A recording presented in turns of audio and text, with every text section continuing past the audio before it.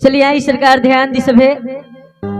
आज हमरा मननीय सराहनीय अमित भैया के सौजन्य से बड़ी ही सुंदर लाइव रिकॉर्डिंग स्टूडियो यहाँ के सजोले बानी। स्टूडियो के माध्यम से हमरा बड़ी ही सुंदर सुंदर गाना हो रहा बा। हमरे हुआ सबन के अपन छोट भाई मनोहर शर्मा तमाम भोजपुरिया श्रोतागण के दिल से हार्दिक अभिनंदन करतनी, पाँव छू के बार बार प्रणाम करतनी और आशीर्वाद के ललसा लागल बा। तनी मनी अपन आशीर्वाद हमरो पर बरसाई। हमरा बड़ी ही सुंदर माननीय सराहनीय बेंजू प्लेयर हमरा गोविंदा भैया जी पिठौरी ग्राम नंदलाल टोला के निवासी बानी हमरा। और बड़ी ही सुंदर हमरा पप्पू भैया ढोलक प्लेयर पिठौरी ग्राम निवासी हमरा माननीय सराहनीय प्रदीप शर्मा जी मेरुका निवासी तबला पर संगत कर रहल बानी। हमरा जोरी पर संगत करतनी हमरा छोट भाई कर्मा कुमार जी। आई एगो गीत के भाव बा। एगो घर के बंटवारा बटे, भाई भाई में बंटवारा हो गइल बा। बाबू माई दोनों बेटा लोग की ओर देख रहल बा, प्रतीक्षा करता कि कोनो बबुआ तो हमारा के कहस जे हम तोहरा के राखे माई। अब बाबूजी सोचता रे कि एको गो बबुआ हमारा के कहस जे हम तोहरा के राखा बाबूजी। तो देखी घर के बंटवारा बा कैसे भाव बा कि अरे बटी गईले जिंदगी के अरे सगरी कमाई। देखी कितना दर्द बाई गीत में। बंटवारा हो गइल बा। अब बाबू माई अपना मन में विचार करत रे, कभी कल्पना करत रे कैसे कि बटी गईले जिंदगी के अरे सगरी कमाई। के करा में बाबू रही है के करा में माई।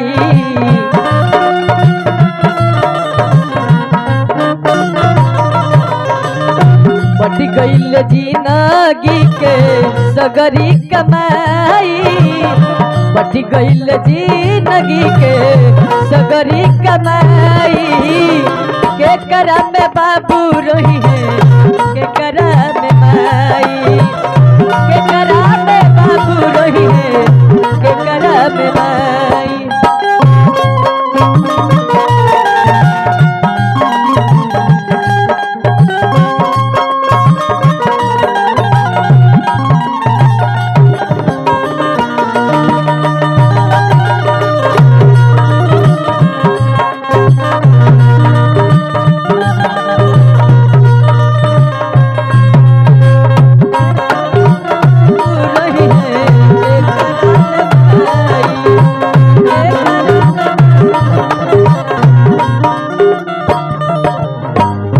बंटवारा होता खेत खरिहान बटल चूल्हा बरतनवा। खटिया या बतिया बटल दुनू हो पिसानवा।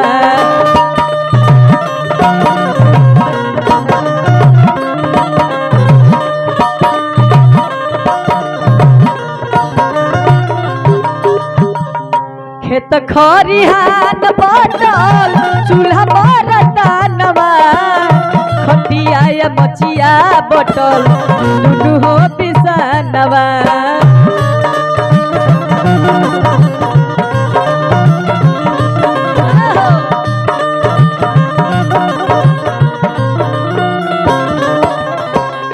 कौन भाई करी है माई बाबू के दवाई।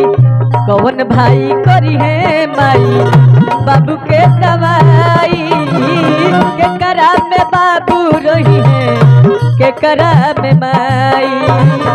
के करा में बाबू रही है के करा में माई। सब केहू आपन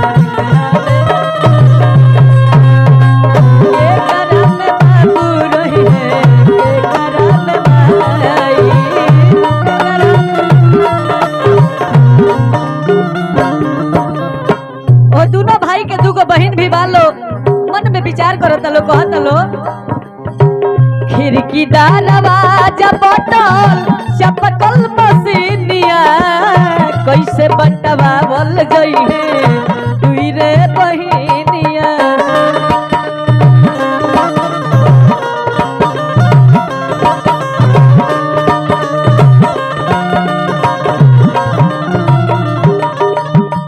खिड़की दरवाजा बटल चपकल मसीनिया कैसे बटवावल जइहे दुई रे बहिनिया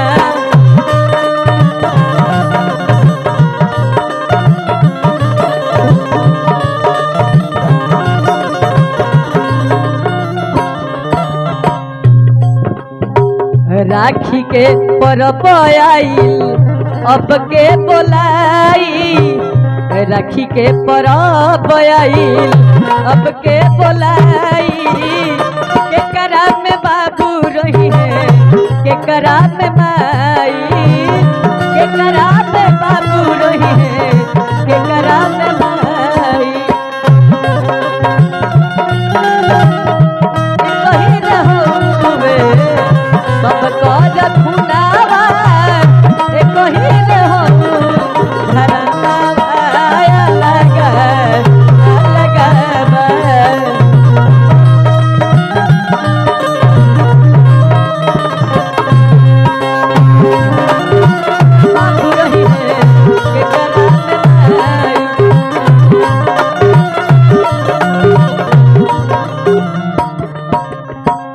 समझावता आ कहता कि हे भैया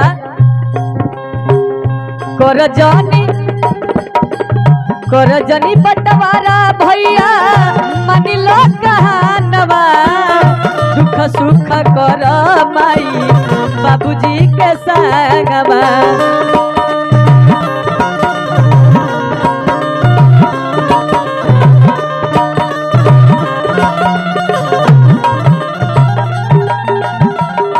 कर बटवारा जनी मन लो कहानवा दुख सुख रह माई बाबूजी के संगवा